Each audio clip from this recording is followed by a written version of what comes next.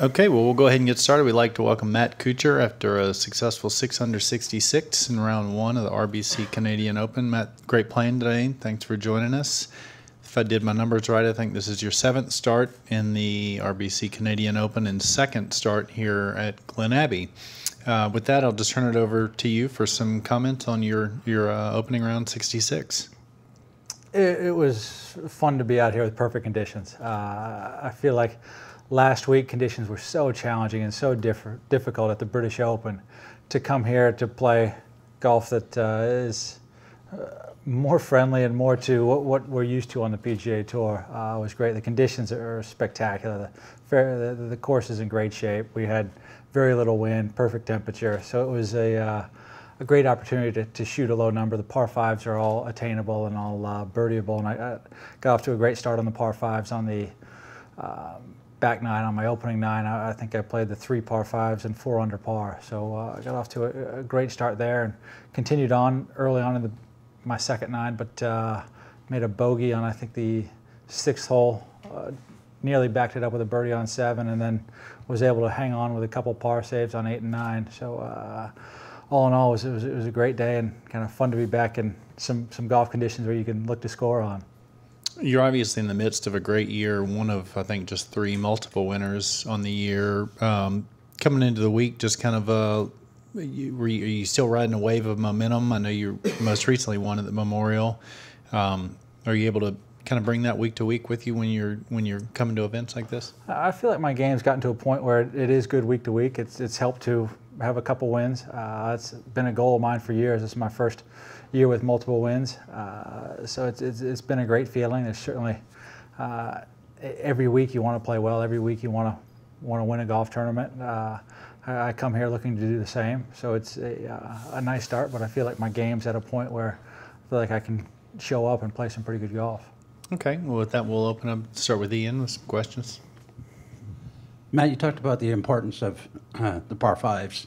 Obviously, 18 is known as a famous shot from Tiger out of the bunker. I'm just wondering if come Sunday, do you see 16 and 18 being pivotal holes coming down the stretch? There's a lot that can happen, certainly more that can happen on 18 with the water around the green. I look at it as every shot counts the same, regardless of it's the 70th hole or 72nd hole we played today. If our first hole counted the same amount that the 72nd hole counts. I think it's exciting for fans, for viewers to see a reachable par 5 with the last with some potential risk and reward on 18. So I think it's fun for viewership. But as far as pivotal, I think they all count the same. And you were saying earlier that you thought that the par fives, if you don't at least birdie a par 5, you feel like you've disappointed?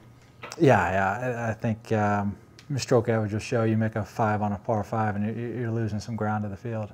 Right. And I asked you this earlier outside, but I'll just do it for the record now. As far as Player of the Year goes, you're not you're not really thinking about it now. It's just too much golf left, and I'm sure a busy schedule as well. It's one of those things. I feel like thinking about something like that, I never felt was beneficial to anyone's game. I feel like the best thing you can do is kind of keep your head down and play golf and let all that stuff take care of itself. I mean, right now, as a quick synopsis, I don't know how anybody looks past Tiger Woods. I know he hadn't won a major, but 4 wins and contending in a lot of majors is pretty tough to compete with. I've had 2 wins and that just some okay major results so far. Matt, notwithstanding your RBC affiliation, is this more than just a PGA Tour stop because it's a national open? I absolutely see it as a national open. Yeah, it's an event that I know has got a great history. You don't get that many opportunities to play in national championships. Something I think we all look forward to, hopefully putting our name on a title like this. So yeah, it's an event that I know guys really do think highly of. Right here and then over here. Winning this one 3 days from now could cause a huge swing in the FedEx Cup points. With so many events still between the playoffs, Is that something you think about? No. I'm in a good position. The importance is playing well during the playoffs. I've had some good runs and been in good positions heading up to the playoffs. It's in the playoffs and then the Tour Championship that are just so important. I think what are they points go up by 4 times the amount in the playoffs. So, and if you get yourself in the top 5, you're going to be in good shape through the Tour Championship. But if you don't have some good results in the playoffs, you're going to drop significantly.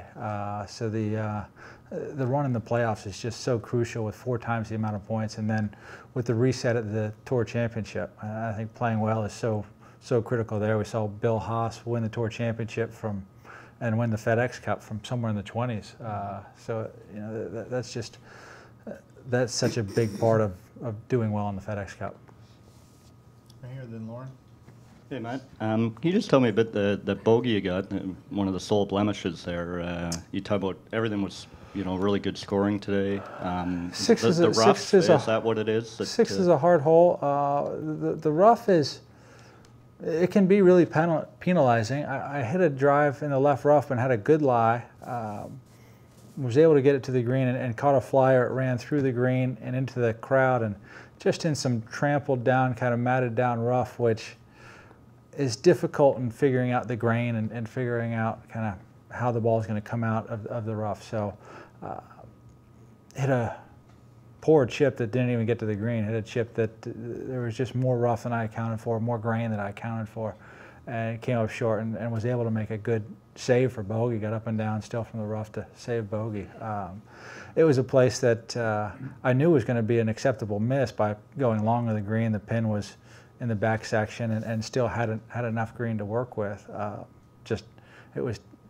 Came out just too hot into the people where it was a really difficult chip shot. Lauren.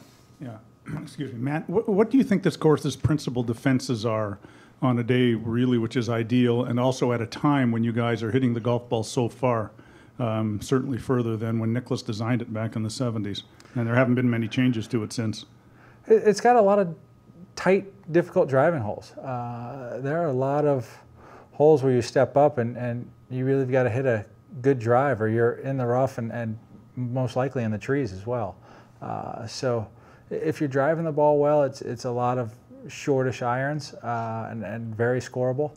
If not, playing from the rough, this rough is not much fun to play from. Ian? One of the guys yesterday, Matt, in here said that they talked about that rough, and they talked, I guess the word to describe it from what they said was deceptive. Would you see it that way, that the ball sits down a little farther than what you'd expect it to? Is that fair to say? Yeah, I got several balls that I thought were pretty good tee shots that ended a foot into the primary cut of rough that just, I looked at my caddy and I said, golly, I thought I had a good drive here and I've got very little to work with right now. Yeah, it sits down and it's thick, so but yeah, it's deceptive because I think it's not necessarily all that long, but it does seem to go to the bottom of it. Okay. And just one comment just on how the greens are running. Very makeable. Their greens are receptive. The speed is, I think, a comfortable speed for everybody. It's not that fast. It's just a comfortable speed to go ahead and be a little bit aggressive on most putts. Okay. Well, Matt, congratulations. We appreciate your time as Thanks, always. Doug.